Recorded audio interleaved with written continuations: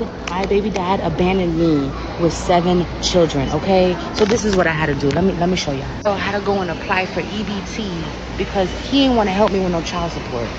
He really thought he was doing something by telling me he wasn't going to help me with his children. What type of imbecile gets a woman pregnant 8 times in a row and doesn't got no money to pay for them? It always be those same guys that you don't want to be with them. They don't want to take care of their kid. It's sickening. It's ridiculous. But I promise you, your kid's going to eat no matter what, baby. So here's what I don't understand. What I don't understand is she said you don't want to be with them and they don't want to take care of their kids. What I'm trying to figure out is why would you not want to be with the guy you had 7 kids for?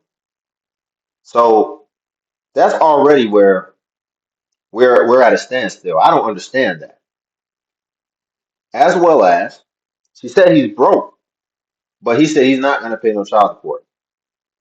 Let's be honest. And that and by the way, and that was the reason she went and got EBT, right?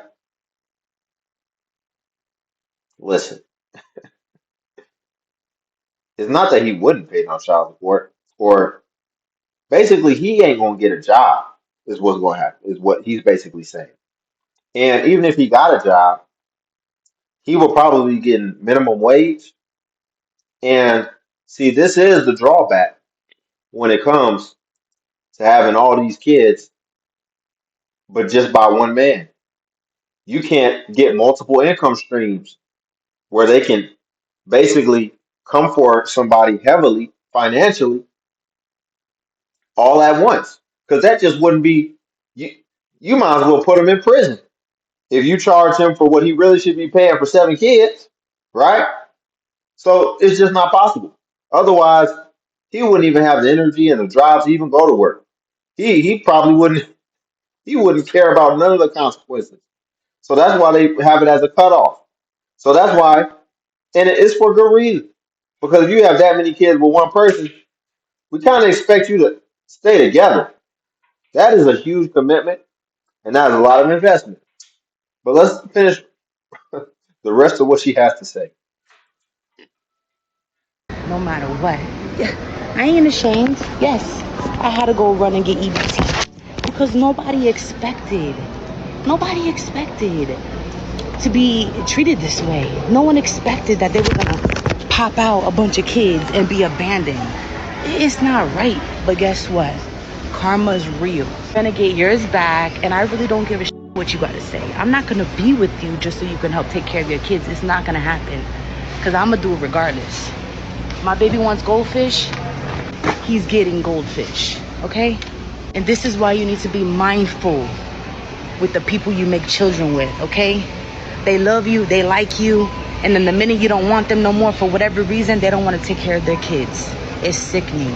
And then we have trolls on the internet talking about, oh, you should close your legs, and no, it's not. I mean, we don't even have to go that far, right? Because she's already said 2 contradictions. That doesn't make any sense. Because first she said the second you don't want to be with them no more, they don't want to take care of them kids. But then she's saying that she got abandoned and he abandoned his kids.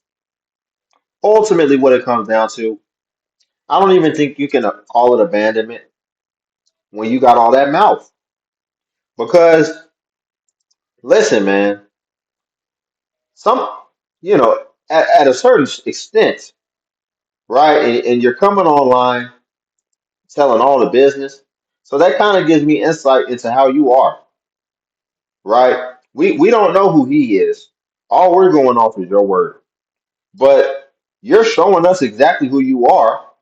And my thing is, right, nobody's really going to come on and be fully who they are online. And this is what they're posting, right? So I say that to say that she's showing some restraints, most likely, in order to position herself as the victim. And it still comes off as she's just super aggressive. She's got a lot of, of this. And just because somebody has 7 kids with you, I feel like when it's 2 people together, man, you're supposed to constantly be trying to be better, constantly be trying to, you know, not be nagging less, right? But I just can't see that in that situation based off of the context that she just provided willingly but unknowingly. They have a big sign, well, not a big sign, but a little sign there on the door. I recorded it. And then inside, when you're gonna go pay as well for your snacks with your money, guess what? Another sign there. I mean, like, you don't have to rub it in. I understand you already had the sign outside. You don't have to continue rubbing it in. That you do not accept EBT. Okay? You don't have to rub it in. I cannot believe that everywhere in America, and we're in 2025, and everyone and their mother accepts EBT. And I come here to show, to get a few snacks, right, to take it to work, and you don't have EBT. So, what am I supposed to do now? Oh, take it out of my pocket. Unbelievable. Now I had to pay out of my pocket for my snacks instead of EBT. Unbelievable. Look at the signs. I recorded it. I guess I can't shop here because no EBT accepted here. Thank you, Shell. Wow. She's cuckoo for Cocoa Puffs. How is he rubbing it in when it was a sign when you walked in that said no EBT? At the end of the day, because it shouldn't even get to the point to where we're looking so deeply to get offended. At the end of the day, when he said that we don't accept EBT, he wouldn't have time to rub it in if you either said okay and pulled out cash or said okay and walked away. So it's not like they were blocking your exit. So again, another situation where we're getting partial context, and even when you think that you're positioning yourself as the victim, anybody with eyes and discernment can see that you're the problematic person in this situation because it's on the door. And then he just simply told you that. And I don't think you just took that and said, oh, okay. And then he kept going. I think that you tried to like combat why they don't take EBT when you saw it as soon as you came in the door and you see this is not a grocery store. This is a place for gas. I get over $2,500 a month in stamps. I sell them 2,000 worth for about 12 to 1,500 cash.